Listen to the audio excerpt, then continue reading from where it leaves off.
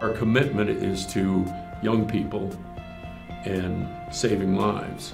We're not doctors, we're not surgeons. We just do quality work. We take quality pictures of the heart. We're a mobile medical service. We come to you. Blood pressure and pulse are taken, they do an EKG, and then they have the ultrasound of their heart completed. We'll do the screenings in like a training room, nurse's office, somewhere in the school. We actually schedule the athletes every 15 minutes, so it's a very quick, very efficient system. This doesn't replace an athletic physical. They need their annual, biannual, whatever, physical exam, and they need this as well. Just by putting a stethoscope to their heart, they're not going to notice the size of the heart, or they're not going to notice where the coronary arteries are going on the heart. You don't see that if you don't have a picture of it. And that's what our techs do, and they always take the time it takes to make sure the reading is good. They all have years of experience behind them. The ultrasound machines that we use are comparable to any large hospital around. At least 3,000 kids or young people a year die, but we believe there are many more than that. We can stop that simply by just taking a picture of it and noticing it. The Beersford School District had decided to bring in this company and do screenings on the kids, an echocardiogram and an EKG and all that, to have a cardiologist look at. I thought, it was a good idea. So we signed him up. They said, do not let him participate in any activities until he's screened by a cardiologist. So they squeezed him in and told us, Matt and myself, that we were going to be having surgery, and it was probably going to be open heart surgery, because he had this right-sided hypertrophy. When she first said, Matt, you're gonna have open heart surgery, it's kind of like, wow, why, it's scary. It was a tough thing to deal with. 1 minute your son's a very active young man, very healthy, and then all of a sudden he's needing open heart surgery, and there was something that was very wrong. The money that you spend is, it's priceless. He just got the okay 3 weeks ago.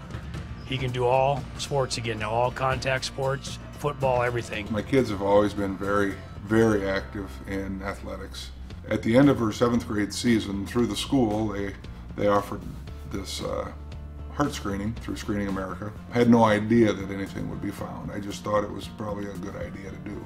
I have asymmetric hypertrophic cardiomyopathy. One of my chambers is thicker than it should be, and blood can't pump normally because the wall is so thick.